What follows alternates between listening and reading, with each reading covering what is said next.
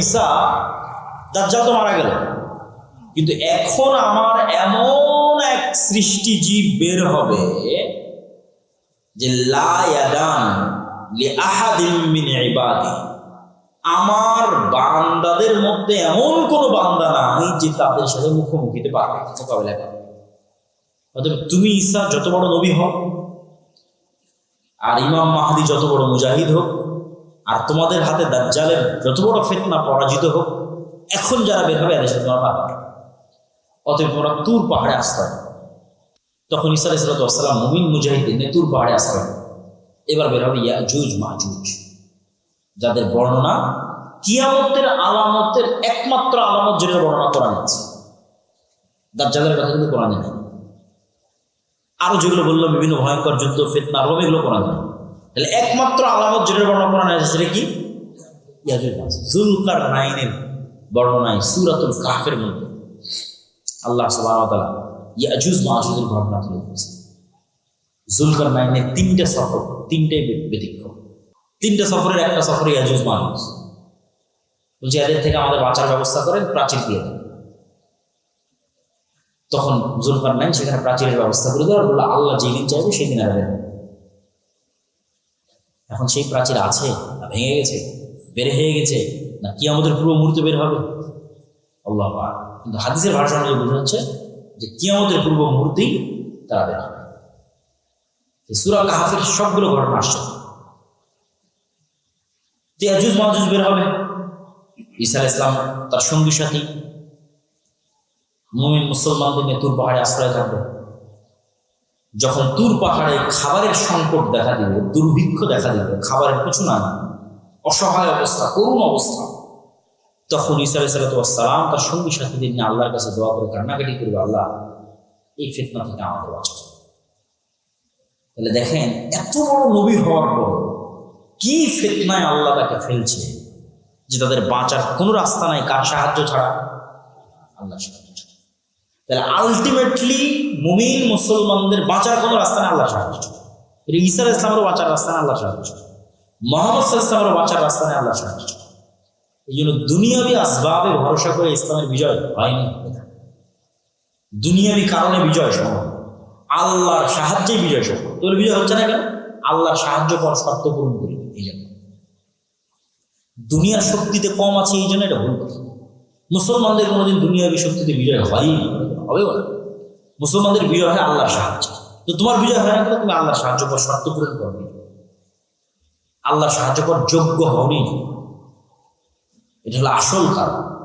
ঈসা ইসলামের চলবে না আল্লাহর সাহায্য ছাড়া। ঈসা ইসলামের কান্নাকাটিকে এবার আল্লাহ সুবহানাহু ওয়া তাআলা ইয়াজুজ মাজুজকে এক বিশেষ অসুখ, বিশেষ পোকা মাকড় দিয়ে আল্লাহ ধ্বংস করে। তখন তুর পাহাড় থেকে নেমে পা ফেলার মতো কোনো জায়গা থাকে, লাশ আর লাশ, দুর্গন্ধ আর দুর্গন্ধ, পৃথিবীতে বসবাস করার মতো কোনো জায়গা নেই। এবার দ্বিতীয়বার কান্নাকাটি, হাদিসের ভাষা যে দ্বিতীয়বার ঈসা আলাইহিস সালাম এবং মুমিন মুজাহিদরা আল্লাহর দরবারে লুটিয়ে পড়ে কান্নাকাটিতে মগ্ন হয়ে গেল। এবার আল্লাহ সুবহানাহু ওয়া তাআলা রাসূলের হাদিসের ভাষা অনুযায়ী উটের পুঁজ যেরকম লম্বা, এরকম লম্বা পুঁজওয়ালা একটা পাখি পাঠাবে, যে পাখিগুলো এই লাশগুলোকে উড়িয়ে উড়িয়ে নিয়ে গিয়ে এমন জায়গায় ফেলে দেবে যেখানে মানুষ বসবাস করে। দক্ষিণ মেরু, উত্তর মেরু, অসংখ্য বরফ আচ্ছাদিত অঞ্চল আছে, এগুলো মানুষ যায় না, আজও যায় না। এরকম মানুষ বসবাস করে না এরকম জায়গায়। তারপরে আকাশ থেকে বৃষ্টি বর্ষণ হবে, পৃথিবী ধুয়ে মুছে সাফ হয়ে যাবে। তুর পাহাড় থেকে ঈসা আলাইহিস সালাম এবং মুমিন মুসলমানরা নেমে আসবে। নেমে আসার পর বাইবেলের ভাষা অনুযায়ী 1000 বছর, আর মুহাম্মদ সাল্লাল্লাহু আলাইহি ওয়াসাল্লামের ভাষা অনুযায়ী 7 বছর পৃথিবীতে ন্যায়ের শাসন প্রতিষ্ঠিত, ইনসাফের শাসন প্রতিষ্ঠিত। এই ন্যায় এবং ইনসাফের শাসনে আসমানের বরকতের সব দরজা আর মাটির জমিনের বরকতের সব দরজা উন্মুক্ত করে দেওয়া। তখন এবার একটা ডালিম খাবে একটা গ্রাম, একটা গাভীর দুধ খাবে একটা বংশ। এইরকম অবস্থা পৃথিবীর সবচেয়ে শান্তিপূর্ণ, সবচেয়ে রহমত এবং বরকতে পরিপূর্ণ অবস্থা চলার একটা পর্যায়ে এক ঠান্ডা শীতল বাতাসে মুমিন মুসলমান ঈসা আলাইহিস সালাম মারা যাবে। মুনাফিক, ফাসিক, ফাজিররা পৃথিবীতে থেকে যাবে। এবার আসবে ওই হাদিসগুলোর বাস্তবায়ন। মানুষ ভুল বুঝে বলে এমন এক সময় আসবে যে সময় আল্লাহ নাম নেওয়ার লোক থাকবে, বলে এমন এক সময় যে সময় কোরআন পড়ার লোক থাকবে, এমন এক সময় যে সময় হজ করার লোক থাকবে, এমন এক সময় কাবা ঘর ভেঙে দেওয়া। এগুলো এবার এখন এমন এক সময় আসবে যখন মানুষ কুকুর শ্রীকা যেভাবে রাস্তায় মিলিত হয় এভাবে মিলিত হবে। এগুলো ঈসা আলাইহিস সালামের আগে নয়। ঈসা আলাইহিস সালামের আগে দিন থাকবে, কোরআন থাকবে, মুমিন থাকবে, মুজাহিদ থাকবে, যুদ্ধ থাকবে, সব মসজিদ থাকবে, মাদ্রাসা থাকবে, হজ থাকবে, ওমরা থাকবে, all everything will be run, সব কিছু চলবে। তাহলে কোরআন উঠে যাওয়া, আল্লাহর নাম নেওয়ার মতো লোক উঠে যাওয়া, রাস্তাঘাটে কুকুর শ্রীকালের মতো জেনায় লিপ্ত হওয়া, হজ বন্ধ হয়ে যাওয়া, কাবা ঘর ধ্বংস হয়ে যাওয়া, এগুলো এবার হবে ঈসা আলাইহিস সালামের মৃত্যুর পরে। তখন এই ফাসেক ফাজের কাফেরদের উপরে এবার ফাইনাল কিয়ামত, ওই ফাইনাল কিয়ামত সংঘটিত, যেটাতে বলা আছে যে আল্লাহ সুবহানাহু ওয়া তাআলা ইযা সামাউ শাক্কাত, ইযা সামাউ ফাতারাত, ওয়া ইযাল কাওয়াকিবু ইনতাফারাত, ওয়া ইযাল বিহারু ফুজ্জিরাত, যখন আসমান ফেটে চৌচিরে গেল। আল কারিআতু মাল কারিআ ওয়া মা আদরাকা মাল কারিআ ইয়াওমা ইয়াকুনু আন-নাসু কাল ফারাশিল মাবথুস ওয়া তাকুনুল জিবালু কাল ইহনিল মানফুশ। পাহাড়, হিমালয় পাহাড় হবে আকাশে উড়ন্ত ধুলিত তুলা, আর মানুষ হবে পঙ্গপাল। সূর্য চন্দ্র নক্ষত্র চূর্ণ বিচূর্ণ বিদীর্ণ হয়ে পড়ে যাবে। ফাইনাল কিয়ামত। প্রিয় উপস্থিতি, এই পুরো আলোচনার সারমর্ম বা আমাদের শিক্ষা বা আমাদের করণীয়, আমাদের শিক্ষা আমাদের করণীয় হচ্ছে যে আমরা শেষ সময়ে বসবাস করতেছি, এই কথাই ঠিক। যদি আরো 5000 বছর পর কিয়ামত হয় তবুও আমরা শেষ হয়, যদি আরো 500 বছর পর কিয়ামত হয় তবুও আমরা শেষ হয়। কেন? কিয়ামতের সবচেয়ে বড় আলামত মুহাম্মদ সাল্লাল্লাহু আলাইহি ওয়াসাল্লাম মৃত্যু হয়ে গেছে, আর অসংখ্য ছোট ছোট আলামত চোখে দেখেছে। আল্লাহ নবী বলছেন ইয়াতাতাওয়ালুনা ফিল বুনিয়ান, উঁচু উঁচু বিল্ডিং বানানোতে প্রতিযোগিতা করবে। উঁচু বিল্ডিং বানানোর কল্পনা কিভাবে আসতে পারে যে উঁচু বিল্ডিং দেখেনি চোখে? বলছে উঁচু বিল্ডিং এর প্রতিযোগিতা করবে, কিন্তু হয়ে গেছে উঁচু উঁচু বিল্ডিং এর প্রতিযোগিতা। রাসূল সাল্লাল্লাহু আলাইহি ওয়াসাল্লামের হাদিসগুলো দেখলে বোঝা যায় যে না দেখে যে জিনিসগুলোর বর্ণনা রাসূল সাল্লাল্লাহু আলাইহি ওয়াসাল্লাম দিয়েছেন সেগুলো আমরা নিজেরা বাস্তবে সচক্ষে দেখেছি। এগুলোই কিয়ামতের আলামতের জন্য যথেষ্ট। বাইবেলে শেষ জামানার যুদ্ধকে বলা আছে আরমাগেড্ডন। এটা ইসরায়েলের একটা পাহাড়ের নামে নামকরণ করা। আমরা সেই শেষ জামানার যুদ্ধ শুরু করছি এই মর্মে আমেরিকার সেনাবাহিনীরা সাক্ষ্য দিচ্ছে। কেন শেষ জামানার যুদ্ধ শুরু করতেছে? খ্রিস্টানদের মধ্যে একদল খ্রিস্টান আছে, জায়নিস্ট খ্রিস্টান, ইভ্যাঞ্জেলিক্যাল খ্রিস্টিয়ান। দেখেন, খ্রিস্টান এবং ইহুদিদের মধ্যে যে শত্রুতা, এটা আমাদের চেয়ে বেশি। স্পেনে মুসলমানেরা ইহুদিদের আশ্রয় দিয়েছে, আর খ্রিস্টানরা ধরে ধরে ইহুদিদের হত্যা করত। কেন শত্রুতা বেশি? আপনি চিন্তা করেন যে কোন একটা জাতি আমাদের নবী মুহাম্মদ সাল্লাল্লাহু আলাইহি ওয়াসাল্লামকে হত্যা করেছে। আমি বিশ্বাস করি ও আমার নবীকে হত্যা করেছে, সে বিশ্বাস করে ওর নবী অবৈধ, মানে জারদ সন্তান, নাউজুবিল্লাহি মিন যালিক। তাহলে ওদের মধ্যে কি পরিমাণ শত্রুতা হতে পারে? খ্রিস্টানরা বিশ্বাস করে ইহুদিরা আমাদের নবীকে হত্যা করেছে, আর ইহুদিরা বিশ্বাস করে মারিয়াম আলাইহিস সালাতু ওয়াস সালাম ব্যভিচারিণী আর তার সন্তান ঈসা আলাইহিস সালাতু ওয়াস সালাম জারদ সন্তান, নাউজুবিল্লাহি মিন যালিক। তাহলে আমাদের সাথে তাদের শত্রুতা হবে না ইহুদি খ্রিস্টানদের ওদের মধ্যে বেশি শত্রুতা হবে? ওদের মধ্যে বেশি শত্রুতা। সেখানে আজকে তারা এরকম বন্ধু হয়ে গেল, কিন্তু অসম্ভব। পৃথিবীর ইতিহাসে কোনোদিন হয়নি। এখনকার পূর্বে পৃথিবীর ইতিহাসে কোনোদিন। হিটলার 60 লক্ষ ইহুদিকে হত্যা করেছে, হিটলার খ্রিস্টান। এটা হওয়ার পিছনে যে বিশ্লেষণগুলো তুলে ধরা হচ্ছে, সেই বিশ্লেষণ হচ্ছে বাইবেলের প্রতিশ্রুতি অনুযায়ী ঈসা আলাইহিস সালাম পুনরায় পৃথিবীতে আসবেন, তথা খ্রিস্টানদের বিশ্বাস অনুযায়ী ঈসা আলাইহিস সালাম পুনরায় পৃথিবীতে আসবেন।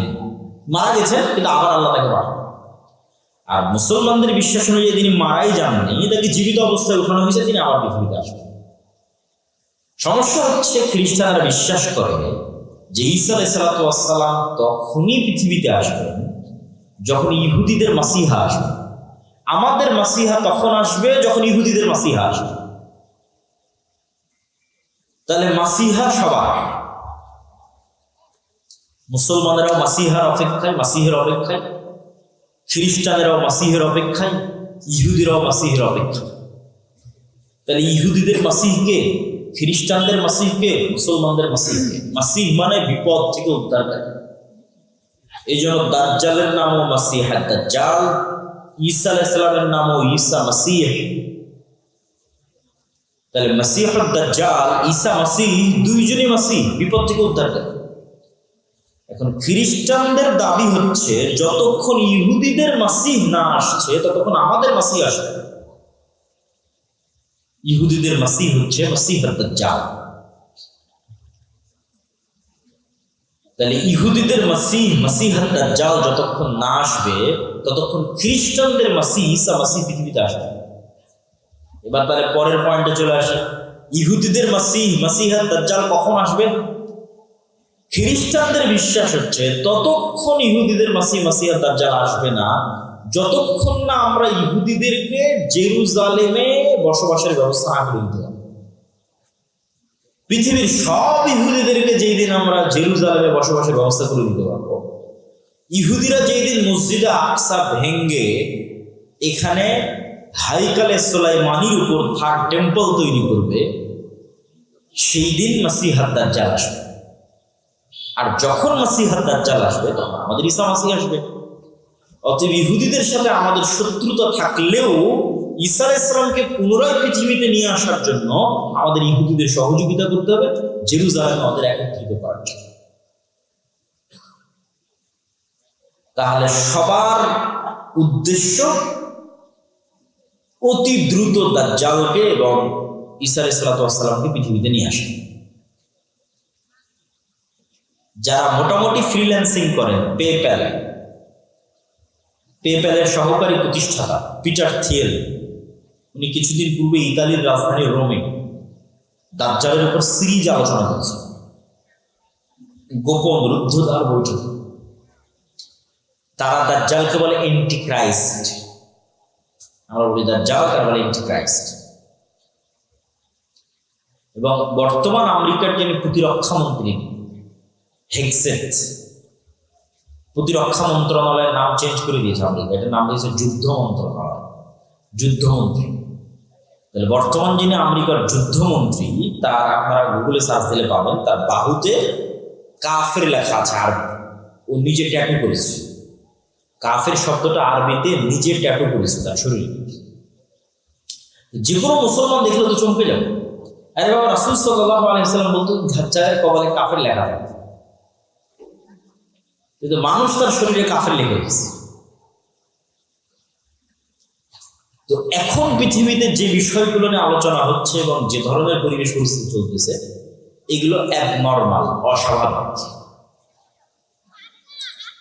এবং এই অস্বাভাবিকত্ব ধীরে ধীরে হলেও সামনে বাড়বে, খুব দ্রুত সামনে বাড়তে পারে। তো দাজ্জালের ফিতনা সম্পর্কে রাসূল সাল্লাল্লাহু আলাইহি ওয়াসাল্লাম বলছেন যে সব ধন সম্পদ, আসমানের বৃষ্টির মালিকানা আর জমিনের ফসল উৎপাদনের মালিকানা সব থাকবে দাজ্জালের একচ্ছত্র আধিপত্যে। যে দাজ্জালের উপর ঈমান আনবে তাকে দেওয়া হবে, যে ঈমান আনবে না তাকে দেওয়া হবে না। এর চেয়ে ভয়ঙ্কর ফিতনা পৃথিবীতে কোনোদিন যায়নি। তাহলে এখন আপনি চিন্তা করেন যে আজকে আমরা কাশিম বাজারে যে পেট্রোল পাম্পে তেল দেওয়া হবে শুনে সারা গাড়ি সেখানে লাইন হয়েছে, তেল দেওয়া হবে বলে। কালকে আপনাকে বলা হলো যে বিদ্যুৎ অফ, নাই বিদ্যুৎ, কিন্তু বাংলাদেশে তো নিজের তেল নাই, নিজের গ্যাস অত নাই। বাহিরের দেশ বিদ্যুৎ তেল দিলেই বাংলাদেশে বিদ্যুৎ চলবে, বললে তোমার বিদ্যুৎ অফ, তোমার গাড়িতে তেল অফ। আচ্ছা, আজকে যদি বিদ্যুৎ অফ হয় 2 দিনের মধ্যে সব মোবাইল বন্ধ হবে, সব মোবাইল, সব কম্পিউটার বন্ধ হয়ে যাবে। তাহলে আমরা 1 সেকেন্ডে 100 বছর পূর্বে ফিরে যাব। আজ থেকে 100 বছর পূর্বে তানরে গরুর গাড়ি চলতো, সেই গরুর গাড়ি, অথবা সাইকেল, অথবা ঠেলা গাড়ি, অথবা পায়ে হেঁটে। এখন আপনাকে বলা হচ্ছে যে ঠিক আছে, তোমাকে তেলও দেওয়া হবে, বিদ্যুৎ দেওয়া হবে, সব দেওয়া হবে, দাজ্জাল না। আপনি চিন্তা করেন যে আপনি এখন বসে চিন্তা করেন যে এই ফিতনা কি ভয়ঙ্কর হতে পারে। এটাই ঘটবে আমি সেটা বলছি না, কোরআন এবং হাদিসে তো এর চেয়ে ভয়ঙ্করটা বলা আছে যে আকাশে বৃষ্টি বর্ষণ করবে। এই তেল তো সামান্য কিছু। যে অঞ্চলের মানুষ দাজ্জালের উপর ঈমান আনয়ন করবে না, ওই অঞ্চলের মাটিতে গাছ হবে না, ধান হবে না। জমিন দাজ্জালের কথা শুনে উৎপাদন বন্ধ করে দেবে, আসমান দাজ্জালের কথা শুনে বৃষ্টি বর্ষণ বন্ধ করে দেবে। এই ক্ষমতা আল্লাহ দাজ্জালের হবে, বৃষ্টি হবে, ফসলও হবে, দাজ্জালের প্রতি ঈমান। এখন আপনি চিন্তা করেন, যার ন্যূনতম অবৈধ সম্পদের উপর লোভ আছে এবং যার পরকালের উপর অগাধ আস্থা ও ইয়াকিন নাই, সে কি ফিতনা থেকে বাঁচতে পারবে? কোনো সুযোগ। যার 1 টাকার প্রতি অবৈধভাবে ইনকামের ইচ্ছা আছে, যে লোভ সামলাতে পারবে, এই 1 টাকা আসবে, এটা আমি একটু অবৈধভাবে ইনকাম করবো, এই লোভ যে সামলাতে পারবে, দাজ্জালের এই লোভ সামলাতে পারবে না, ঈমান বিক্রি করে। আর একটা কি বলেছি, পরকালের উপর অগাধ আস্থা। মানে আপনি কিসের আশায় দাজ্জালের বৃষ্টিও নিবেন না, দাজ্জালের ফসলও নিবেন না, দুর্ভিক্ষে না খেয়ে মারা যাবেন, কিসের আশায়? পরকালে জান্নাতের আশা। যে চোখে জান্নাত দেখতে পায় না, ওইটার উপর টিকে থাকতে পারে। ওই যে আসহাবুল হুদুদের ঘটনা আল্লাহ সুবহানাহু ওয়া তাআলা কোরআন মাজিদে বলেছে, যে আসহাবুল হুদুদকে বলা হলো ঈমান ত্যাগ করো, না হয় আগুনে ঝাঁপিয়ে পড়ো। তো মা তার কোলের শিশু সহ আগুনের মধ্যে ঢুকে গেছে। আপনি বলেন এই মানুষগুলোর পক্ষে ওই আগুনে ঢোকা তখনই সম্ভব যখন ওই আগুনের মধ্যে ওরা জান্নাত দেখতে পেয়েছে। যে আমরা আগুনে ঢুকছি না জান্নাতে ঢুকছি? বলেন, আগুনে ঢুকছে না জান্নাতে ঢুকছে? জান্নাতে ঢুকছে। যদি মনে করে আমি আগুনে ঢুকছি, ঢুকতে পারবো না, সম্ভব না। আর যখন মনে করেছে আমি আগুন থেকে বের হয়ে আমার বাড়িতে ফিরে যে আরামে ছেলে মেয়ে নিয়ে থাকি, তখন মনে করছে যে আমার বাড়িতে জাহান্নামের আগুন জ্বলছে, মানে কেমনে ফিরে যাবে? তাহলে সামনে জান্নাত, পিছনে জাহান্নামের আগুন, কোনটা আমি অ্যাকসেপ্ট? পরকালের উপর এই মাত্রার ইয়াকিন যতক্ষণ আপনার না আসবে, আপনি ঈমান নিয়ে এই পৃথিবীতে টিকতে পারবেন না। আল্লাহর পথে যাত্রা বইটা শুধু এই জন্যই লেখা, নতুন যে বইটা আমার লেখা, যে মানুষের ঈমানকে মজবুত করা। ঈমানই মানুষের সম্পদ। আল্লাহর ক্ষমতা ও শক্তির প্রতি ঈমান, পরকালের প্রতি অগাধ আস্থা, অগাধ বিশ্বাস, এটা ছাড়া বাঁচার কোনো রাস্তা নেই। এই একই কথা রাসূল সাল্লাল্লাহু আলাইহি ওয়াসাল্লাম বলতেছেন যে দাজ্জালের জান্নাত হবে জাহান্নাম, আর দাজ্জালের জাহান্নাম হবে জান্নাত। সেম কথা যা আসহাবুল হুদুদের সাথে ঘটেছে। সূরা বুরুজের মধ্যে আল্লাহ সুবহানাহু ওয়া তাআলা বলেছেন। তাহলে এই ফিতনার একটা আলামত অন্তত আপনি দেখতে পাচ্ছেন যে আপনার বাড়ি এবং ঘরে পৌঁছে গেছে। এটা বাড়তেও পারে, হয়তো ধীরে বাড়বে, দ্রুত বাড়বে। তো কিয়ামতের পূর্ব মুহূর্তে রাসূলুল্লাহ সাল্লাল্লাহু আলাইহি ওয়াসাল্লাম বলছেন যে আমার এবং কিয়ামতের মধ্যে তোমরা কয়েকটা জিনিস গণনা করে রাখো। 1 নাম্বার আমার মৃত্যু, 2 নাম্বার মসজিদে আকসার বিজয়, 3 নাম্বার ভয়াবহ মহামারী। এখন কোন মহামারী, এটা নিয়ে আলেমদের মধ্যে মতভেদ আছে।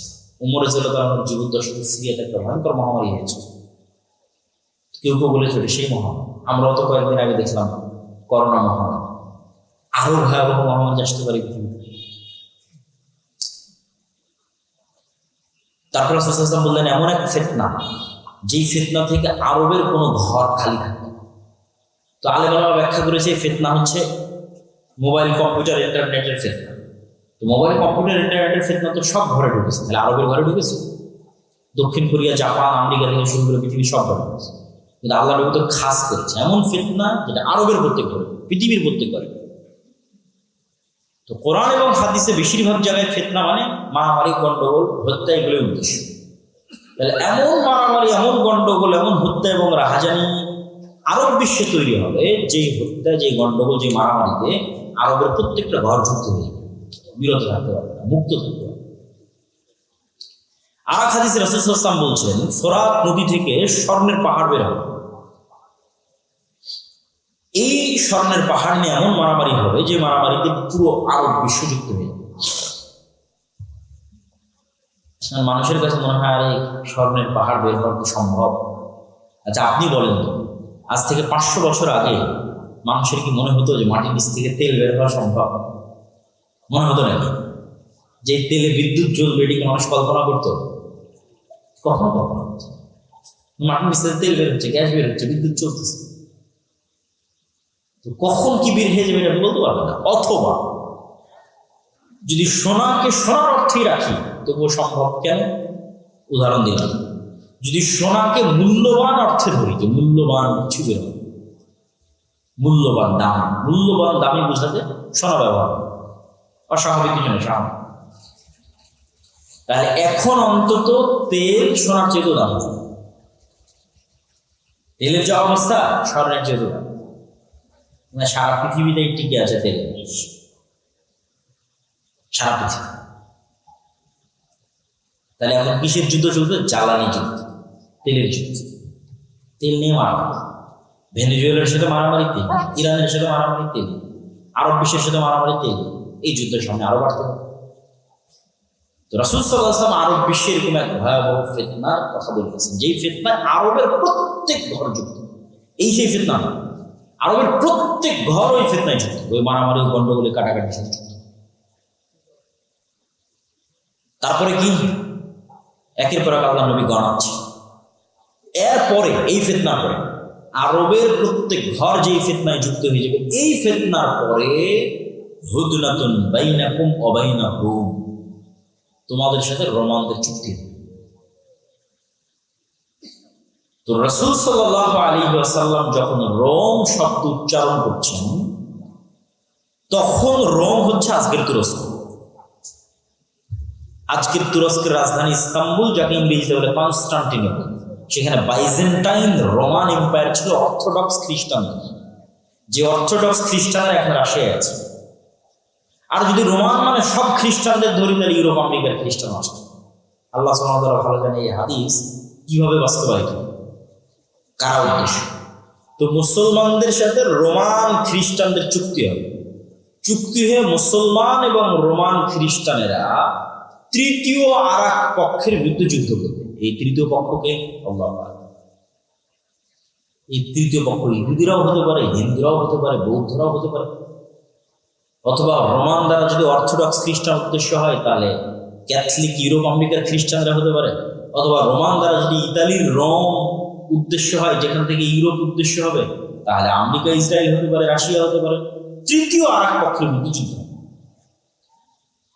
এই তৃতীয় আর এক পক্ষের বিরুদ্ধে যুদ্ধে তোমরা এবং রোমান খ্রিস্টানরা বিজয়ী হবে।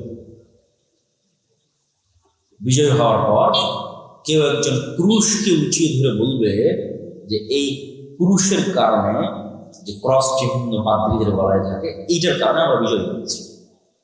তখন এক মুসলমান উঠে ক্রসটা ভেঙে দেবে যে আল্লাহর সাহায্যে আমরা বিজয় হয়েছি।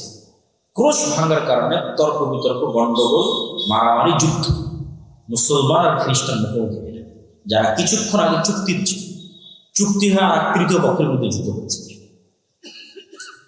আমার কেন জানি মনে হয় যে এই তৃতীয় পক্ষের বিরুদ্ধে যুদ্ধ ইহুদিদের সাথে হতে পারে। কেন? রাসূলুল্লাহ সাল্লাল্লাহু আলাইহি ওয়াসাল্লাম আর এক হাদিসে বলেছিলেন যে ইহুদিদেরকে এমন ভয়াবহভাবে মুসলমানরা হত্যা করবে একটা যুদ্ধে, কি আমাদের পূর্বমুখ এমন ভয়াবহভাবে হত্যা করবে যে পাথর এবং গাছ পর্যন্ত কথা বলবে যে মুসলমান আসো, আমার কি বলার নাম, আমার পিছনে ইহুদি লুকিয়ে আছে, হত্যা করো। এই যে পাথর এবং গাছ কথা বলবে, এটার সাথে আরেকটা জিনিস আপনাকে বলে রাখি, রাসূল সাল্লাল্লাহু আলাইহি ওয়াসাল্লাম বলেছেন মানুষের স্যান্ডেলও কথা বলবে, মানুষের রানও কথা বলবে। আরেকটা কি বলেছে রাসূল সাল্লাল্লাহু আলাইহি ওয়াসাল্লাম? বলেছেন যে কি আমাদের পূর্বে দাব্বাতুল আরজ বের হবে, যে দাব্বাতুল আরজ একটা জন্তু, একটা জানোয়ার যে কথা বলবে মানুষের, জাসসাসা, গোয়েন্দা। যেই দাব্বাতুল আরজ তামিমাত দারির হাদিসে যখন দাজ্জালের সাথে দেখা করতে যায়, তখন দাজ্জালের প্রবেশ মুখে এক জন্তু জানোয়ার দাঁড়িয়েছিল, যাকে হাদিসে বলা হয়েছে দাব্বাতুল আরজ, যার চেহারা কোন দিকে পিছনে কোন দিকে বোঝা যায়। তো ওকে জিজ্ঞেস করে সাহাবীরা, তুমি কি বলে? আমার জাসসাস, আমি হচ্ছে গোয়েন্দা। তো প্রাণী কথা বলতেছে, মানুষের মনে হতে পারে প্রাণী কেমনে কথা বলতে, গাছ পাথর কেমনে কথা বলতে। মানুষের তৈরি সৃষ্টি জীব কথা বলতেছে, যদিও সৃষ্টির ক্ষমতা মানুষের নাই, মানুষের বানানো। যেমন মানুষের বানানো এআই এবং এআই ভিত্তিক রোবট আপনার সাথে কথা বলছে না? বলছে না? বলছে। আপনি এখন চ্যাট জিপিটির সাথে কথা বলেন, কথা বলেন। এখন জেমিনির সাথে কথা বলেন, কথা বলেন। আপনি যা বলবেন সত্য সাথে সাথে। এআই তো পৃথিবীকে, যেমন ইন্টারনেট পৃথিবীকে চেঞ্জ করে দিয়েছে, সামাজিক যোগাযোগ মাধ্যম পৃথিবীকে চেঞ্জ করে দিয়েছে, বিদ্যুৎ পৃথিবীকে চেঞ্জ করে দিয়েছে, এআই পৃথিবীকে চেঞ্জ করে দিয়েছে। কোথায় গিয়ে ঠেকবে আল্লাহ সুবহানাহু ওয়া তাআলা। তাহলে মানুষের বানানো জিনিস মানুষের সাথে কথা বলতেছে বুদ্ধিমত্তার সাথে, সেখানে আল্লাহ সুবহানাহু ওয়া তাআলার জীব জন্তু জানোয়ার কথা বলবে না, এ বিশ্বাস করা পাগল, এটা বিশ্বাস করা বোকা। তো ওই তৃতীয় পক্ষের যুদ্ধ হিন্দুদের সাথে হলো, আল্লাহ। এবার তৃতীয় পক্ষের যুদ্ধের পর মুসলমান এবং খ্রিস্টানরা মুখোমুখি। এই যুদ্ধে রাসূলুল্লাহ সাল্লাল্লাহু আলাইহি ওয়াসাল্লাম বলছেন, এই যুদ্ধের ভিন্ন ভিন্ন অ্যাঙ্গেলে অনেক হাদিস আছে, আমি সবগুলো সারমর্ম বলতেছি, সব হাদিসের সার। রাসূল সাল্লাল্লাহু আলাইহি ওয়াসাল্লাম আর এক হাদিসে বলতেছে, ততদিন পর্যন্ত কিয়ামত হবে না যতদিন না আমার উম্মত রোমানদের বিরুদ্ধে যুদ্ধ করে আমাত এবং দাবেক নামক জায়গায়। এই জায়গা কোথায়? এই জায়গা হচ্ছে আজকের সিরিয়া, যেখানে তুরস্কের সীমান্তের সাথে মিলেছে। এখনকার সিরিয়ার সীমান্ত যেখানে তুরস্কের সীমান্তের সাথে মিলেছে, ইদলিব শহর, সেখানে এই নামে জায়গা আছে, বিশাল খোলা মাঠ, আমাত এবং দাবেক। ওই জায়গায় আমার উম্মত যতক্ষণ রোমান খ্রিস্টান বিরুদ্ধে যুদ্ধ না হচ্ছে ততদিন কিয়ামত হবে। সেই দিন মুসলমানদের যুদ্ধের হেডকোয়ার্টার থাকবে দামেস্ক নগরীর গুতা নামক জায়গায়। এটা ওই যুদ্ধের কথা বলা হচ্ছে, যেটা রোমানদের সাথে। আর এক হাদিসে রাসূলুল্লাহ সাল্লাল্লাহু আলাইহি ওয়াসাল্লাম বলছেন, ততদিন পর্যন্ত কিয়ামত হবে না যতদিন না আমার উম্মত বলে। ওখানে বলেছে ইসহাক আলাইহিস সালামের বংশের ৭০,০০০ সদস্য এমন এক শহরের বিরুদ্ধে যুদ্ধ না করে, যে শহরের এক পাশ সাগর এবং এক পাশ মাঠ। আলেম ওলামা লিখেছে এই শহর হচ্ছে ইস্তাম্বুল, কুস্তুনতুনিয়া, কনস্টান্টিনোপল। তা আমার উম্মত যখন ওই ইসহাক আলাইহিস সালামের বংশের ৭০,০০০ মানুষ যখন ওই শহর বিজয়ে যাবে, এই যুদ্ধে আমার উম্মত ৩ ভাগে বিভক্ত হবে। এই যুদ্ধে অংশগ্রহণ করার জন্য মদিনা থেকে তৎকালীন বিশ্বের সর্বশ্রেষ্ঠ সন্তানেরা বের হয়েছে। তৎকালীন বিশ্বের সবচেয়ে তাকওয়াবান, সবচেয়ে আল্লাহওয়ালা, সবচেয়ে পরহেজগার, সবচেয়ে পাকা মুমিন মুজাহিদ বের হয়ে আসবে মদিনা থেকে, যারা এই যুদ্ধে অংশগ্রহণ। আমার উম্মত এই যুদ্ধে ৩ ভাগে বিভক্ত হবে। এক ভাগ পালিয়ে যাবে যুদ্ধের মাঠে, এরা এত বড় কবিরা গুনাহ করবে যে আল্লাহ কিয়ামত পর্যন্ত এদের ক্ষমা করবে না। আর এক ভাগ মৃত্যুবরণ করবে, এরা পৃথিবীর সর্বশ্রেষ্ঠ শহীদ। আর এক ভাগকে আল্লাহ বিজয় দান করবে। কিন্তু বিজয়ের কোনো আনন্দ থাকবে না। কেন বিজয়ের কোনো আনন্দ থাকবে না? এক বংশে যদি ১০০ সদস্য থাকে, ৯৯ জন মারা যাবে, একজন বেঁচে যাবে। এগুলো ভিন্ন ভিন্ন হাদিস রাসূল বলেছেন, একই যুদ্ধের কথা আমি একত্রিত করে বলতেছি। পাখি যদি ১ মাস আকাশে উড়ে লাশের সারি শেষ করতে পারবে, লাশের দুর্গন্ধ শেষ করতে না পারার কারণে পাখি পড়ে মারা যাবে। লাশের দুর্গন্ধ শেষ, এত ব্যাপক হারে মানুষ মারা যাবে এই যুদ্ধে, মুসলমান এবং খ্রিস্টান উভয় পক্ষে। ফলত গনিমতের মালের কোনো আনন্দ থাকবে না। তারপর গনিমতের মাল বর্তমান ওয়ারিস নেওয়ার থাকবে। এই যুদ্ধ শেষে যখন মুসলমানেরা তাদের তরবারিকে জাইতুন গাছের সাথে ঝুলিয়ে, রাসূল সাল্লাল্লাহু আলাইহি ওয়াসাল্লাম আর এক হাদিসে জাইতুন গাছের সাথে ঝুলিয়ে যখন গনিমতের মাল বন্টন করবে, তখন অদৃশ্য থেকে আওয়াজ আসবে, দাজ্জাল তোমাদের বাড়ি ঘরে ঢুকছে। কিন্তু এই সংবাদটা মিথ্যা। কিন্তু এই সংবাদ শুনে মুজাহিদ বাহিনীর নেতা ১০ জন অশ্বারোহীকে রওনা করবে খোঁজ নেওয়ার জন্য, সত্যি দাজ্জাল বের হয়েছে। রাসূল সাল্লাল্লাহু আলাইহি ওয়াসাল্লাম বলছেন, ওই ১০ জন অশ্বারোহীর নাম, ওদের বাপের নাম, ওদের ঘোড়ার রং, ওদের গায়ের রং আমি দেখতে পাচ্ছি, বলে দিল ওরা কার। দাজ্জালের সংবাদের সত্য মিথ্যা খুঁজতে যখন মুজাহিদেরা যুদ্ধ থেকে দামেস্ক শহরে ফিরে আসবে এবং ফজরের সালাত, কিছু রিওয়ায়েতে ফজরের সালাত, কিছু রিওয়ায়েতে আসরের সালাত, ফজরের সালাতে যখন দাঁড়াবে, তখন এবার ঈসা আলাইহিস সালাম আসমান থেকে 2 ফেরেশতার কাঁধে ভর দিয়ে নেমে আসবে। মানুষের কাছে মনে হয় আরে আসমান থেকে নেমে আসে এটা অলৌকিক গল্প শোনাচ্ছে, অবাস্তব গল্প শোনাচ্ছে। অথচ দেখেন আল্লাহ সুবহানাহু ওয়া তাআলা নিজেই আমাদেরকে কোরআনে বারবার বলছে যে আমি আদমকে কোথায় থেকে নামিয়ে দিয়েছি, আদম আর হাওয়াকে কই থেকে নামিয়ে দিয়েছি, আসমান থেকে নামিয়ে দিয়েছি, জান্নাত থেকে নামিয়ে দিয়েছি। আমি ইবলিসকে কই থেকে নামিয়ে দিয়েছি, আসমান থেকে নামিয়ে দিয়েছি। তাহলে আসমান থেকে নামা নতুন না পুরাতন? পুরাতন। আসমান থেকে নামা পুরাতন। তাহলে আমরা যেখানে আদম আলাইহিস সালামের ক্ষেত্রে বিশ্বাস করছি যে তাকে আসমান থেকে নামিয়ে দেওয়া হয়েছে, জান্নাত থেকে নামিয়ে দেওয়া হয়েছে, তাহলে এটা আমাদের কাছে অস্বাভাবিক কেন মনে হয় যে ঈসা আলাইহিস সালাম আসমান থেকে নেমে আসবে? কিন্তু অস্বাভাবিক না, এই ঘটনা তো পৃথিবীতে আগেই ঘটেছে।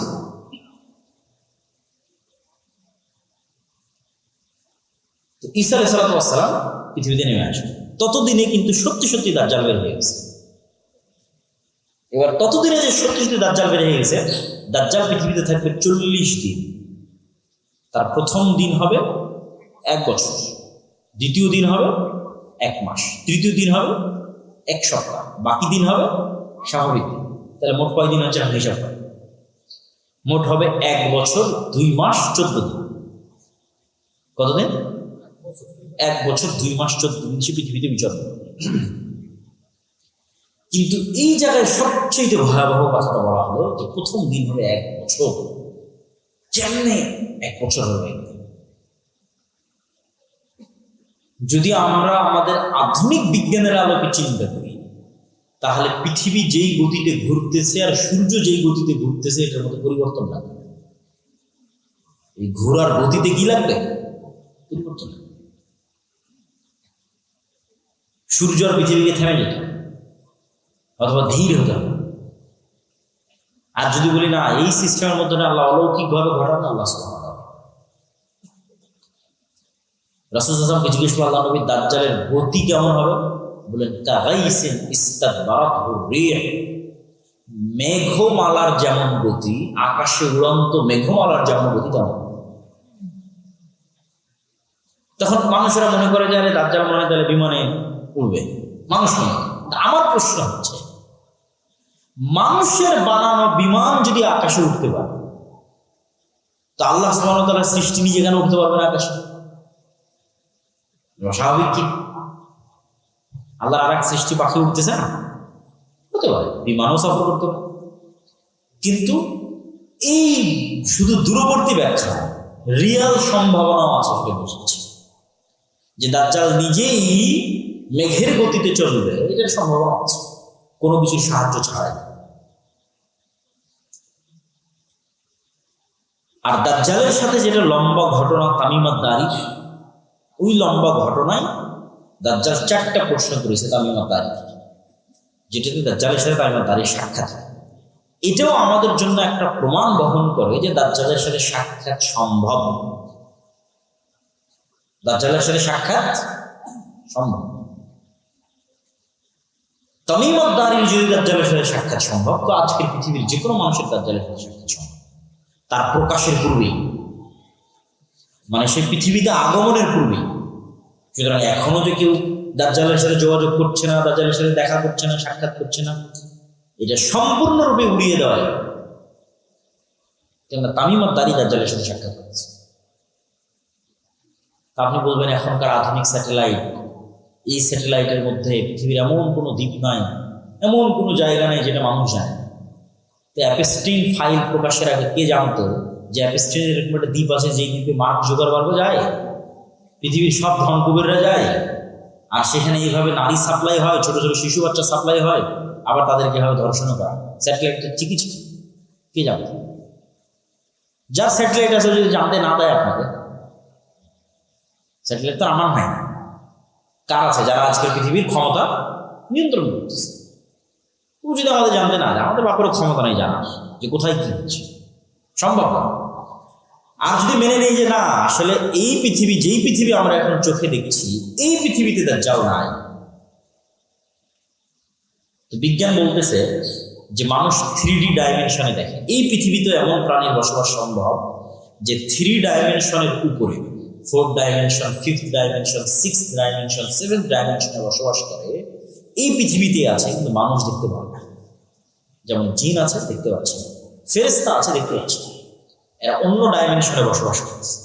ঠিক আপনি যদি একটা ছোট্ট পাখিকে একটা বন্দি ঘরের মধ্যে ছেড়ে দেন, পাখি জানালাই খুঁজে পাবে, অথচ আপনি বলছেন কিনা আমি তো জানালা দেখতে পাচ্ছি, ও দেখতে পায় না। এরকম আপনি যে কোনো প্রাণীর সাথে চেক করতে পারেন, সাপের সাথে চেক করতে পারেন সাপের দৃষ্টি কেমন, সাপ কতটুকু দেখে, কোন লেভেল পর্যন্ত দেখে, আমাদের মতো দেখে না। কুকুরের দৃষ্টি কেমন, সে কি আমাদের মতো দেখে না। আপনার আশেপাশে এরকম হাজারো উদাহরণ আছে, আপনি যেমন দেখেন ওরাও ওরকম দেখে, ওরা ভিন্ন লেভেলের দেখে। তাহলে আমাকে ফেরেশতা দেখতেছে, জিন দেখতেছে, আমি জিন ফেরেশতাকে দেখতেছি, আল্লাহ চাইলে দেখা যাবে। সুতরাং পৃথিবীতে থাকা অবস্থাতেও না দেখা সম্ভব। আবার পৃথিবীতে থাকা অবস্থায় অন্যরা দেখতেছে আছে, আমাকে দেখতে দেওয়া হচ্ছে না, যেটা আগেরটা বললাম সেটাও সম্ভব, আমাকে জানতে দেওয়া হচ্ছে না সেটাও সম্ভব, এবং দাজ্জালের প্রকাশের পূর্বে তার সাথে সাক্ষাৎও সম্ভব। তো তামিম আদ-দারির হাদিসে তামিম আদ-দারিকে জিজ্ঞেস করছে দাজ্জাল আরবের লোকজনকে 4টে জিনিসের কথা বলছে, বহাইরা তাবারিয়ার কথা বলো, আইনে সোগরের কথা বলো, নাখল বাইসানের কথা বলো, আর নবী আল উম্মির কথা বলো। এই বহাইরা তাবারিয়া হচ্ছে সি অফ গ্যালিলি, যেটা আজকের ইসরায়েলের সীমানার মধ্যে পড়ে। এই নাখল বাইসান হচ্ছে ইসরায়েলের একটা শহর বাইতশিয়ান, যেটাও আজকে ইসরায়েলের সীমানার মধ্যে পড়ে। আর আইনে জোবার হচ্ছে জর্ডানের যে ডেড সি আছে, মৃত সাগর আছে, যেখানে লূত আলাইহিস সালামের কওমকে ধসিয়ে দেওয়া হয়েছিল, এই ডেড সির পার্শ্ববর্তী একটা ঝর্ণা বা কুয়া। আর এই 3টে জায়গায় 50 কিলোমিটারের মধ্যে হবে, এখান থেকে 50 কিলোমিটার আশপাশে। 2টে ইসরায়েলের সীমানার মধ্যে আর একটা ইসরায়েলের সীমানা লাগানো। আর এই 3টে জায়গায় আবার ইহুদি খ্রিস্টানদের বাইবেল এবং তাওরাতে বর্ণিত বিভিন্ন কারণে পবিত্র। যেমন সি অফ গ্যালিলি, যেটা বহাইরা তাবারিয়া দাজ্জাল জিজ্ঞেস করলো, তাওরাতের বর্ণনা অনুযায়ী যে ঈসা আলাইহিস সালাম যেখানে সব মুজিজা দেখাতেন, ঈসা আলাইহিস সালামের মুজিজা তো পৃথিবীর সবচেয়ে ব্যতিক্রম মুজিজা, মৃতকে জীবিত করা, অন্ধকে চক্ষুষ্মান করা, টাকলা মাথাকে চুল দিয়ে দেওয়া, এই বেশিরভাগ মুজিজাগুলো উনি এই খালের পাশে, এই লেকের পাশে দেখেছেন। এই জন্য সারা ইউরোপ, সারা আমেরিকা থেকে লক্ষ লক্ষ খ্রিস্টান দর্শনার্থী এটা দেখতে আসে। বহাইরা তাবারিয়া, lake of Tiberias, sea of Galilee. আর আইনে জোগার, যেটা স্প্রিং অফ জোয়ার বলতেছে হিব্রু ভাষায়, ইংরেজি ভাষায়, বাইবেলের বর্ণনা অনুযায়ী লূত আলাইহিস সালামের শহর ধ্বংস হওয়ার পর যেই শহরে যেই জায়গায় তাকে আশ্রয় দেওয়া হয়েছিল, সেটা হচ্ছে এই আইনে জোগার, তার পাশে। এই 3টার কথা দাজ্জাল কি বলছেন, যেটাতে পানি আছে পানি থাকবে না, ঝর্ণা আছে ঝর্ণা শুকিয়ে যাবে, বাগান আছে বাগান, খেজুর বাগান আছে খেজুর বাগান শেষে। আর নবী আল উম্মির কথা বলো, নবী আল উম্মি হচ্ছে পড়ালেখা জানে না এমন নবী, তো বলে এই অবস্থা নবী আল উম্মির। তারপরে দাজ্জাল নিজেই বলতেছে আমি বের হব, 40 দিন পৃথিবীতে চলাচল করবো, আমার এই ক্ষমতা থাকবে। এবং দাজ্জালের ক্ষমতার কথাগুলো রাসূল সাল্লাল্লাহু আলাইহি ওয়াসাল্লাম বলেছেন। তাহলে দাজ্জালের সাথে কেউ পারবে না, দাজ্জালের সাথে একমাত্র কে পারবে, ঈসা আলাইহিস সালাম। দাজ্জাল যখন পৃথিবীতে বের হয়ে যাবে, তখন মুমিন মুসলমানদের বাঁচার কোনো রাস্তা থাকবে। এমনকি রাসূল সাল্লাল্লাহু আলাইহি ওয়াসাল্লাম হাদিসের বর্ণনা অনুযায়ী সিরিয়ার এক অঞ্চলের মানুষ যারা দাজ্জালের প্রতি ঈমান আনবে না, ওদেরকে ওদের ধনুক চাবিয়ে খেতে হবে, কোনো খাবার থাকে না। এইরকম ভয়ঙ্কর দুর্ভিক্ষ দেখে, গাঢ় পাহাড় বিভিন্ন জায়গায় আশ্রয় লুকিয়ে থাকবে, অপেক্ষায় থাকবে ঈসা আলাইহিস সালামের আগমন। ঈসা আলাইহিস সালাম যখন আসবে, লুদ নামক দরজা, জেরুজালেমের, যেখানে এখন এয়ারপোর্ট, সেখানে ঈসা আলাইহিস সালামকে দেখা মাত্র দাজ্জাল বলতে থাকবে পানির মতো, কিন্তু সে গলে শেষ হওয়ার আগেই ঈসা আলাইহিস সালাম তাকে নিজে হাতে হত্যা করবেন এবং সেই রক্ত দুনিয়ার মানুষকে দেখাবে। এবার রাসূল সাল্লাল্লাহু আলাইহি ওয়াসাল্লাম বলছে যে আল্লাহ ঈসা আলাইহিস সালামকে বলবে, ঈসা দাজ্জাল তো মারা গেল, কিন্তু এখন আমার এমন এক সৃষ্টি জীব বের হবে যে লা ইয়াদান লি আহাদিন মিন ইবাদি, আমার বান্দাদের মধ্যে এমন কোনো বান্দা নাই যে তাদের সাথে মুখোমুখিতে পারবে, মোকাবেলা করবে। অতএব তুমি ঈসা যত বড় নবী হোক, আর ইমাম মাহদী যত বড় মুজাহিদ হোক, আর তোমাদের হাতে দাজ্জালের যত বড় ফিতনা পরাজিত হোক, এখন যারা বের হবে এদের সাথে তোমরা পারবে। অতএব তোমরা তুর পাহাড়ে আশ্রয়। তখন ঈসা আলাইহিস সালাম মুমিন মুজাহিদ নিয়ে তুর পাহাড়ে আশ্রয়। এবার বের হবে ইয়াজুজ মাজুজ, যাদের বর্ণনা কিয়ামতের আলামতের একমাত্র আলামত যেটার বর্ণনা কোরআন আছে। দাজ্জালের কথা কিন্তু কোরআনে নেই। আরো যেগুলো বললাম বিভিন্ন ভয়ঙ্কর যুদ্ধ ফিতনা রোম, এগুলো কোরআনে নেই। তাহলে একমাত্র আলামত যেটার বর্ণনা কোরআনে আছে সেটা কি? ইয়াজুজ মাজুজ। যুলকারনাইনের বর্ণনায় সূরাতুল কাহফের মধ্যে আল্লাহ সুবহানাহু ওয়া তাআলা ইয়াজুজ মাজুজের ঘটনা তুলে ধরেছেন। যুলকারনাইনের 3টে সফর, 3টাই ব্যতিক্রম ব্যতিক্রম ব্যতিক্রম, এবং সূরা কাহফের প্রত্যেকটা ঘটনা ব্যতিক্রম। সূরা কাহফের আসহাবে কাহফের ঘটনা ব্যতিক্রম। সূরা কাহফের মধ্যে যে ঘটনাগুলো আছে প্রায় 4টা ঘটনা সূরা কাহফের, 4টাই ব্যতিক্রম। একটা তো আসহাবে কাহফের ঘটনা, গুহার মধ্যে ঘুমিয়ে গেল, 300 বছর, 310, 309 বছর ঘুমিয়ে থাকলো, আশ্চর্য ঘটনা। অথচ মানুষ তাদেরকে দেখে, তাদেরকে মনে করে জীবিত, অথচ তারা মৃত বা ঘুমন্ত।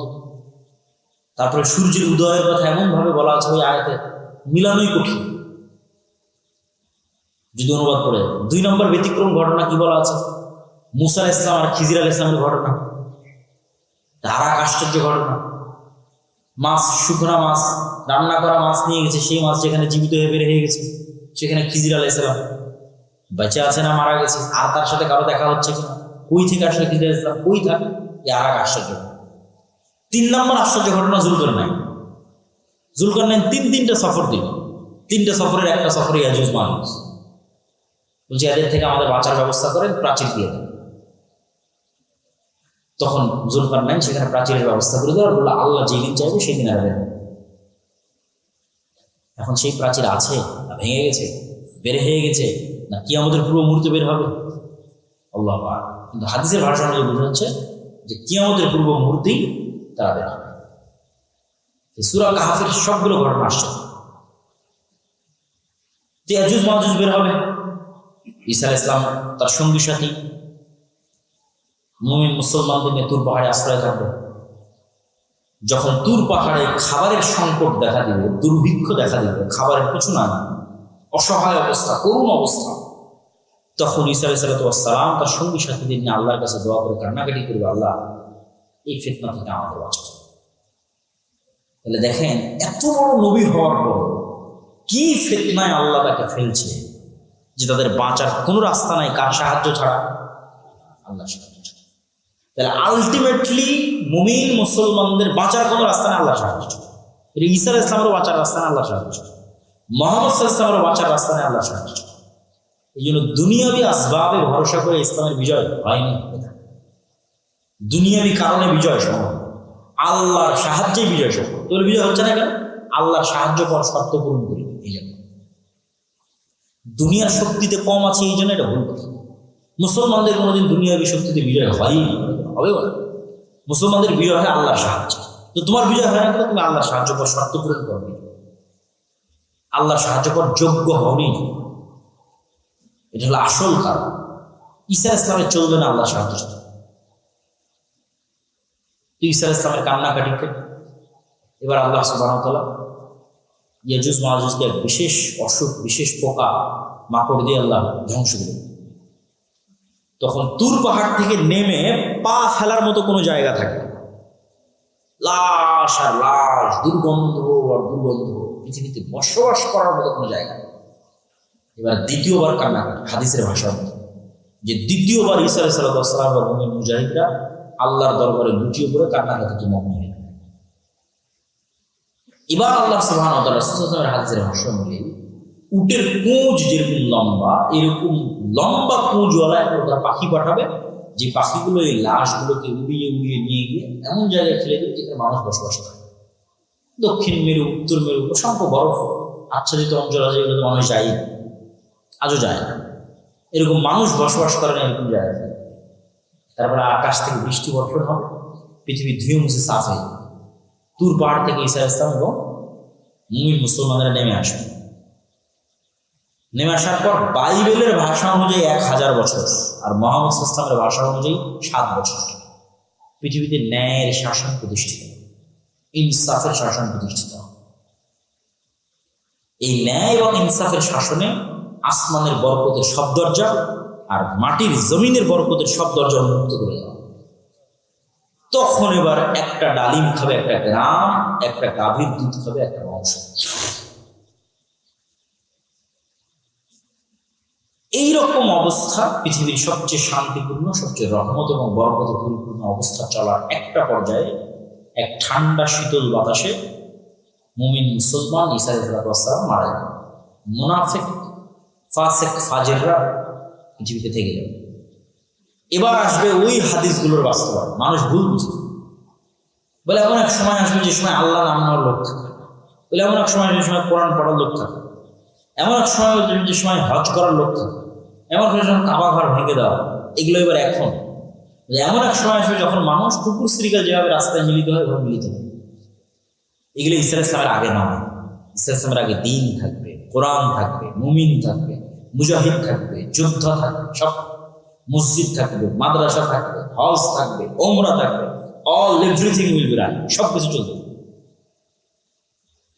তাহলে কোরআন উঠে যাওয়া, আল্লাহর নাম নেওয়ার মতো লোক উঠে যাওয়া, রাস্তাঘাটে কুকুর শ্রীগালের মতো জেনায় লিপ্ত হওয়া, হজ বন্ধ হয়ে যাওয়া, কাবা ঘর ধ্বংস হয়ে যাওয়া, এগুলো এবার হবে ঈসা আলাইহিস সালামের মৃত্যুর পরে।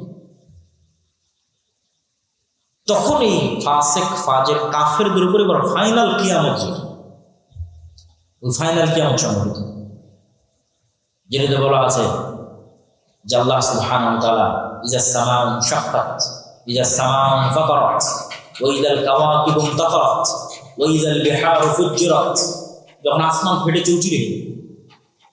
আল কারিআতু মাল কারিআ ওয়া মা আদরাকা মাল কারিআ ইয়াওমা ইয়াকুনুন নাসু কাল ফারাশিল মাবথুস ওয়া তাকুনুল জিবালু কাল ইহনিল মানফুশ। পাহাড়, হিমালয় পাহাড় হবে আকাশে উড়ন্ত ধুলিত তুলা, আর মানুষ হবে পঙ্গপালে। সূর্য চন্দ্র নক্ষত্র চূর্ণ বিচূর্ণ বিদীর্ণ হয়ে পড়ে যাবে। ফাইনাল কিয়ামত। প্রিয় উপস্থিতি, এই পুরো আলোচনার সারমর্ম বা আমাদের শিক্ষা বা আমাদের করণীয়, আমাদের শিক্ষা আমাদের করণীয় হচ্ছে যে আমরা শেষ সময়ে বসবাস করতেছি, এই কথাই ঠিক। যদি আরো 5000 বছর পর কিয়ামত হয় তবুও আমরা শেষ হয়, যদি আরো 500 বছর পর কিয়ামত হয় তবুও আমরা শেষ হয়। কেন? কিয়ামতের সবচেয়ে বড় আলামত মুহাম্মদ সাল্লাল্লাহু আলাইহি ওয়াসাল্লাম মৃত্যু হয়ে গেছে, আর অসংখ্য ছোট ছোট আলামত চোখে দেখতেছে। আল্লাহ নবী বলছেন ইয়াতাতাওয়ালুনা ফিল বুনিয়ান, উঁচু উঁচু বিল্ডিং বানানোতে প্রতিযোগিতা করবে। উঁচু বিল্ডিং বানানোর কল্পনা কিভাবে আসতে পারে যে উঁচু বিল্ডিং দেখেনি চোখে? বলছে উঁচু বিল্ডিং এর প্রতিযোগিতা করবে, কিন্তু হয়ে গেছে উঁচু উঁচু বিল্ডিং এর প্রতিযোগিতা। রাসূল সাল্লাল্লাহু আলাইহি ওয়াসাল্লামের হাদিসগুলো দেখলে বোঝা যায় যে না দেখে যে জিনিসগুলোর বর্ণনা রাসূল সাল্লাল্লাহু আলাইহি ওয়াসাল্লাম দিয়েছেন সেগুলো আমরা নিজেরা বাস্তবে সচক্ষে দেখেছি। এগুলোই কিয়ামতের আলামতের জন্য যথেষ্ট। তা আমাদের আজকে আলোচনার সারমর্ম কি? আমাদের দুটো জিনিস লাগবে, তাহলে আমরা পৃথিবীতে ফিতনা মুক্ত অবস্থায় বিদায় নিতে পারব। 1 নাম্বার বলেছি পরকালের প্রতি অগাধ বিশ্বাস। আপনার প্রত্যেক কাজের পিছনে মূল উদ্দেশ্য থাকবে জান্নাতে যাওয়া। ওইটা সফল হলে আপনি আসল সফল। দুনিয়াতে সফল না, দুনিয়াতে সফল দুনিয়াতে আপনি সবসময় জিতবেন, সবসময় আপনার কাছে ক্ষমতা থাকবে না, তাহলে দাজ্জালের ফিতনা আল্লাহ দিত না। তখন মুমিন মুসলমানদের হাতে কোনোই ক্ষমতা থাকবে না, সব ক্ষমতা দাজ্জালের। আর আপনি কি আপনার ঈমান নিয়ে বাঁচতে হবে, এটাই সফল। ঈমান নিয়ে বাঁচাটাই সফল। ঈমান নিয়ে বাঁচার জন্য আমি বলেছি দুটো জিনিস লাগবে। 1, পরকালের প্রতি অগাধ আস্থা ও বিশ্বাস, পরকালকে দেখতে পেতে। মৃত্যু পরবর্তী জীবন হচ্ছে বাস্তব। অমাল হায়াতুদ দুনিয়া ইল্লা লাইবুন ওয়া লাহব, এই দুনিয়ার জীবনের কোনো দাম নেই, এটা খেলতামাশা মাত্র। প্রকৃত জীবন কি? লাহিয়াল হায়াওয়ান, আল্লাহ কোরআনে বলছে পরকালই জীবন। পরকালই জীবন, দুনিয়ার জীবন জীবন। তাহলে পরকালের যে জীবনটা, এই জীবনটা হচ্ছে প্রকৃত জীবন, বাস্তব জীবন। এই জীবন জীবন। আর এক আয়াতে আল্লাহ সুবহানাহু ওয়া তাআলা বলছেন পরকাল হচ্ছে খায়রুন ওয়া আবকা, সর্বোত্তম, চিরস্থায়ী, পার্মানেন্ট। তাহলে ক্ষণস্থায়ী এই দুনিয়াতে সফলতা কি? পরকালের প্রতি অগাধ আস্থা রাখা। 2 নাম্বার, দুনিয়া বিসর্জন দেওয়ার সক্ষমতা। যেটা আমি বাক্য শুরু করেছি যে 1 টাকার প্রতি যদি আপনার অবৈধ লোভ থাকে, আপনি দাজ্জালের ফিতনা থেকে বাঁচতে পারবেন না। আপনি ঈমান বিক্রি করে দিবেন, ঈমান বিসর্জন দিবেন। যার ন্যূনতম দুনিয়ার প্রতি লোভ নাই, পরিপূর্ণরূপে দুনিয়া বিসর্জন দেওয়ার মানসিকতা আছে, যে কোনো বিপদ আপদে কঠোর থেকে কঠোর ধৈর্য ধারণের মানসিকতা আছে, ইস্তেকামত আছে, এই মানুষগুলো ঈমান থেকে নিয়ে পৃথিবী থেকে বিদায় নিতে পারে। 2টা জরুরি কাজ বলে বক্তব্য শেষ। ইব্রাহিম আলাইহিস সালাম তার পরবর্তী বংশধরের জন্য 2টা বিষয়ে দোয়া করেছেন আল্লাহ সুবহানাহু ওয়া তাআলার কাছে। রব্বি জাআল হাযাল বালাদা আমিনা ওয়াজনুবনি ওয়া বানিয়া আন না'বুদাল আসনাম। আল্লাহ মক্কা শহরকে নিরাপদ করে দাও, আমার পরবর্তী বংশধর কেউ যেন মূর্তি পূজক না হয়, শিরক না, শিরক ভয়াবহ। তাহলে 1 নাম্বার, ইব্রাহিম আলাইহিস সালাম আল্লাহর কাছে চাচ্ছেন তার পরবর্তী বংশধরের জন্য, মানে স্পেশাল কিছুই চাচ্ছেন যেটা আল্লাহ তাকে দিন। 1, মক্কা শহরকে নিরাপদ করে দেন। 2, আমার পরবর্তী বংশধরের জন্য শিরক না হয়। 3, রব্বি জাআলনি মুকিমাস সালাহ ওয়া মিন যুররিয়াতি, আমার পরবর্তী বংশধর যেন বেনামাজি না। তাহলে 5 ওয়াক্ত সালাতের উপর প্রতিষ্ঠিত থাকা এবং ঈমানের উপর প্রতিষ্ঠিত থাকা, এটাই মুসলমানের বাঁচার রাস্তা। কি খেলো, কি পড়লো, কি পেলো, ওটা ঈমানের উপর আছে। 5 ওয়াক্ত সালাত আদায় করছে, সফল। ইহকাল সফল, পরকাল সফল। আল্লাহ সুবহানাহু ওয়া তাআলা আমাদের সকলকে ঈমানের উপর মজবুত হওয়ার এবং 5 ওয়াক্ত সালাতের উপর অটল থাকার তৌফিক দান করুন আল্লাহ। দাজ্জাল এবং ইমাম মাহদী বিষয়ে আপনার বিশ্বাস কি হবে? আপনি ইমাম মাহদীর সৈনিক হওয়ার আগ্রহী হবেন, না দাজ্জালের ফিতনা থেকে বাঁচার জন্য আল্লাহর কাছে দোয়া করবেন? এই প্রশ্নগুলোর যেটা অ্যান্সার, সেটা হচ্ছে আমরা এতক্ষণ দীর্ঘ সময় যাবত আলোচনা করেছি ফিতনা। দাজ্জাল শব্দের অর্থ কি জানেন? দাজ্জাল শব্দের অর্থ হচ্ছে সত্য মিথ্যা সংমিশ্রণ, ধোঁয়াটে, বোঝা যাবে না কোনটা সত্য কোনটা মিথ্যা। ফিতনা কেমনে হবে যদি সবই বোঝা যায় যে এটা ঠিক এটা বেঠিক?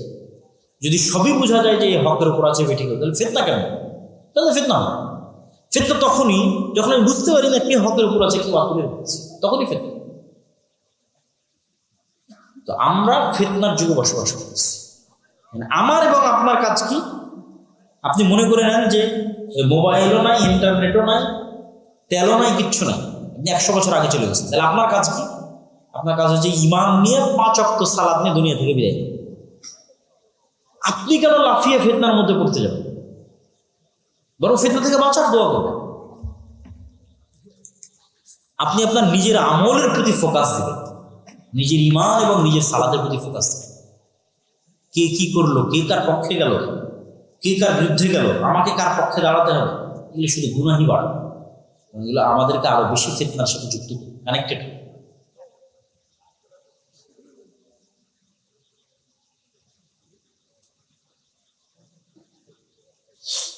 অসংখ্য পলিটিক্যাল প্রশ্ন,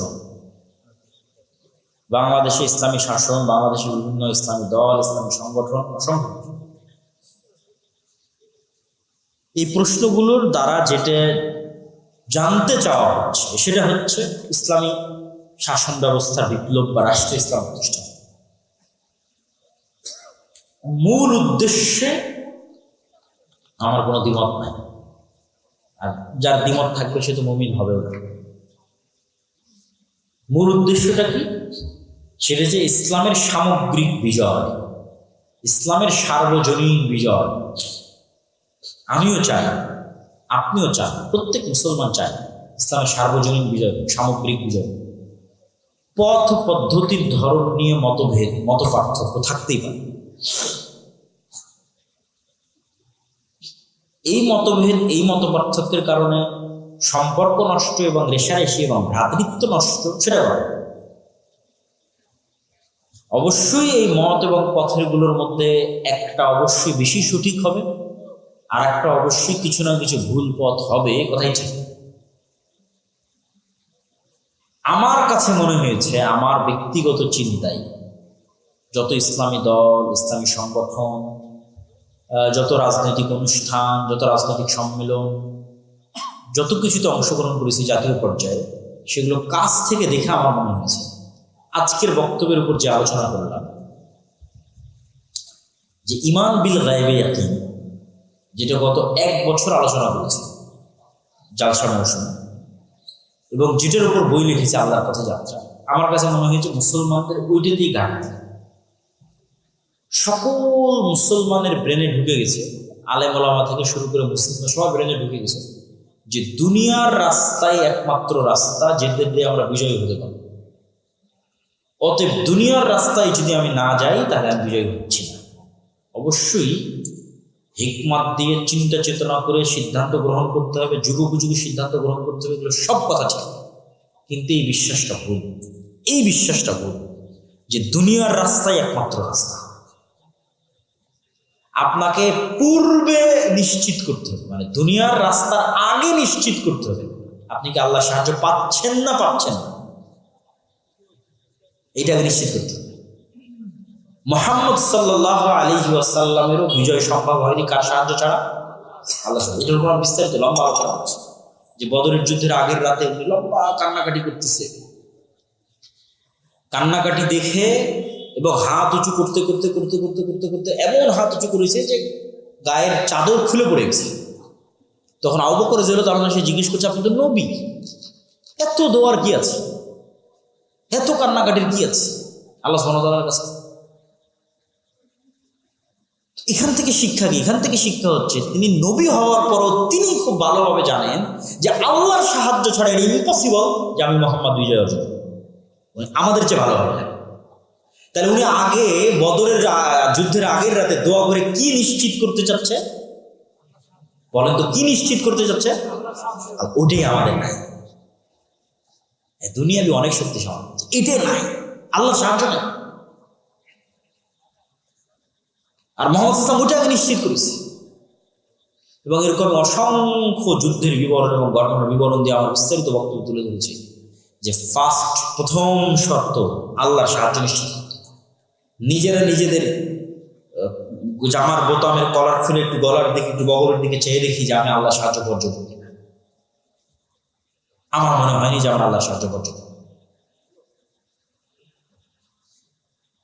আপনি নিশ্চিত থাকেন যে এখানে যদি আমি একটা দলের নেতা হই এবং এখানে যদি আর একটা দলের নেতা থাকে এবং আমাদের 2 দলের নেতার মধ্যে যদি আসন ভাগাভাগি এবং বন্টন নিয়ে চুক্তি হয়, মতভেদ হয় এবং সমস্যা হয়, নিশ্চিত থাকেন এর মধ্যে মুনাফিকি আছে, মিথ্যা আছে। তাহলে মুনাফিকি এবং মিথ্যার সাথে কে যুক্ত? আমি যুক্ত। তাহলে আমার মতো মুনাফিক এবং মিথ্যুকের জন্য আল্লাহ সাহায্য দেবে আসমান থেকে? দেবে না। তাহলে মুসলমানদের রন্ধ্রে রন্ধ্রে কি ঢুকে গেছে? মুনাফিকি এবং মিথ্যা, ন্যায় নাই। তাহলে যতক্ষণ মুসলমানেরা ন্যায়পরায়ণ না হতে পারছে, মুনাফিকি এবং মিথ্যা থেকে বের হতে না পারছে, তখন তো আল্লাহ সাহায্য দিবে না। আল্লাহ তো সব আলেম ওলামার অবস্থা জানে, সব মসজিদ মাদ্রাসার অবস্থা জানে, সব ইসলামী দলের অবস্থা জানে, আল্লাহ আমারও অবস্থা জানে। তাহলে আমি জিততে পারতেছি না কেন? আল্লাহ সাহায্য নেই। এই জন্য দুনিয়াটা তো পরে আসবে, দুনিয়াবি আসবাব ইউজ করা, তরবারি চালাবো তো পরে, তীর মারবো তো পরে, আগে তো আল্লাহ সাহায্য নেই। তাহলে আপনাদের দেশে ইসলামের বিজয় হচ্ছে না কেন বলেন তো? আল্লাহ সাহায্য। তাহলে সবাই মিলে বসে থেকে চিন্তা করেন কিভাবে আল্লাহ সাহায্য পাবেন। আল্লাহ সাহায্য পাওয়ার শর্ত পূরণ করেন, তারপরে দুনিয়াবি রাস্তা ব্যবহার করেন, আল্লাহ বিজয় দিবে ইনশাআল্লাহ, আল্লাহর ওয়াদা।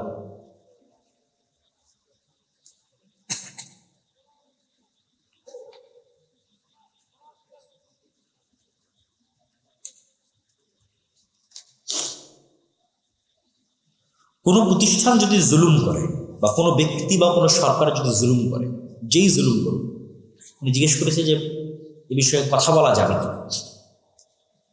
আল আমর বিল মারুফ এবং নাহি আনিল মুনকারের দলিলের আলোকে স্পষ্টভাবে বোঝা যায় যে সৎ কাজের আদেশ এবং অসৎ কাজে বাধা দেওয়া সকল নবী রাসূলের কর্তব্য, সকল মুসলমানের কর্তব্য। কুনতুম খায়রা উম্মাতিন উখরিজাত লিন-নাস তা'মুরুনা বিল মারুফ ওয়া তানহাউনা আনিল মুনকার। এই এক দলিলের ভিত্তিতে বড় প্রতিষ্ঠান নয়, বড় রাজনৈতিক দল নয়, সরকার নয়, স্বাভাবিক আপনার এলাকাতেও আপনার সমাজেও যে ধরনের অন্যায় হোক না কেন, মানুষ খালি আমর বিল মারুফ আর নাহি আনিল মুনকার মানে মনে করো ওখানে গান বাজাচ্ছে, ওখানে আমর বিল নাহি আনিল মুনকার করবো, আমর বিল নাহি আনিল মুনকার করবো। কিন্তু আর একজন যে আর একটা অন্য অন্যায় করতেছে, যেটা গান বাজানো নয়, চাঁদা নিচ্ছে, ওখানে কেন আপনি আমর বিল মারুফ নাহি আনিল মুনকার করবেন না? কেন করবেন? ওখানে আমর বিল মারুফ নাহি আনিল মুনকার